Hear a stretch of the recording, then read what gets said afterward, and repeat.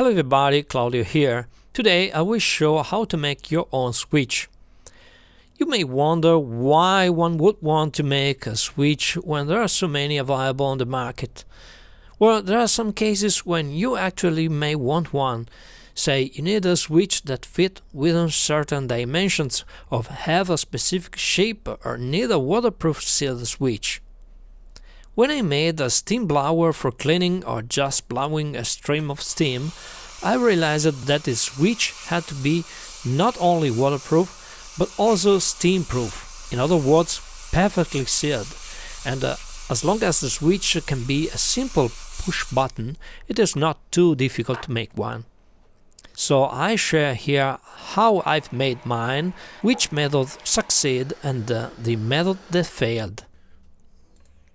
If the switch is subject to mains voltage, which in Europe is 650 volts peak-to-peak from ground, the switch must be safe at an insulation voltage of almost 1000 volts. To withstand these requirements, almost a millimeter or 39,000 inch of good insulator must be used.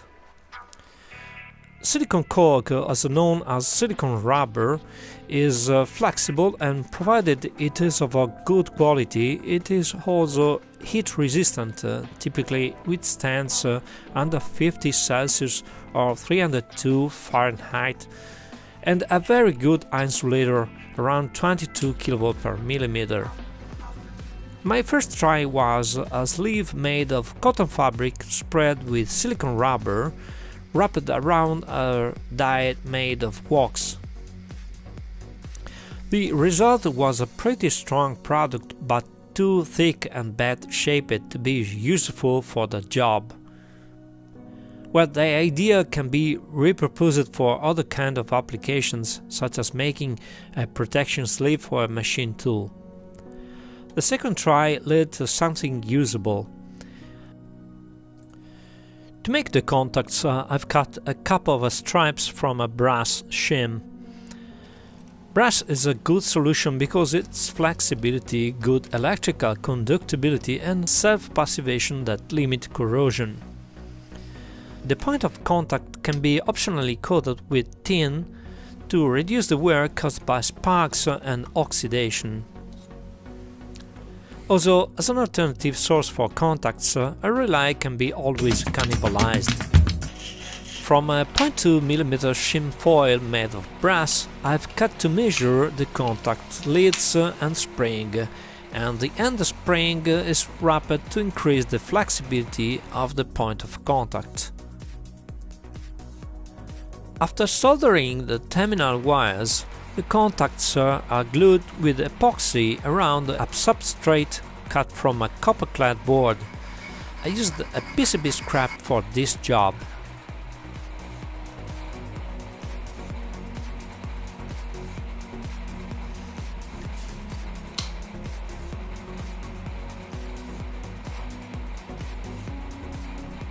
A second sheet is glued on top as a further layer of insulation and to make it more wear resistant. After the epoxy is hardened, a quick intermediate test assures us that it's working. The assembled parts has been wrapped with a layer from a remnant of cotton fabric, coated with thin neoprene-based glue, and make it air and vapor tight, and kept in place with a drop of glue. This layer of fabric allows to prevent silicon rubber to penetrate inside the switch and form a vapor barrier, because while silicon rubber is impermeable for liquid water, it will let gaseous water to pass through over time. The side where wires stem from can be sealed with non-acidic silicon rubber or a drop of epoxy. Next step is to prepare a die cast to mold the silicon rubber with the desired shape of the final push button. I chose wax, even though it is a messy material. The switch is pushed into the die cast filled with silicon rubber and let to cure for 24 hours. After the silicone rubber has cured, the wax can be melted off to extract the almost finished product, and a final bath in hot water is used to get rid of the last residues of wax. The silicone rubber wastage can be easily trimmed off with a scissor, and a final test confirms that the switch is operating properly. A last piece of PCB is cut and painted to make the button's cap. Now the piece is cut and fit quite well.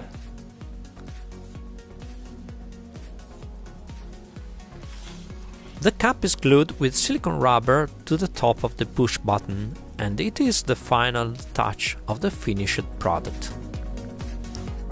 And now a question for you.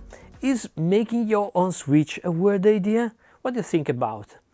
Leave your opinion in the comment section below. Hope you enjoyed this video, so please like, share and subscribe. Thanks for watching. Catch you next time.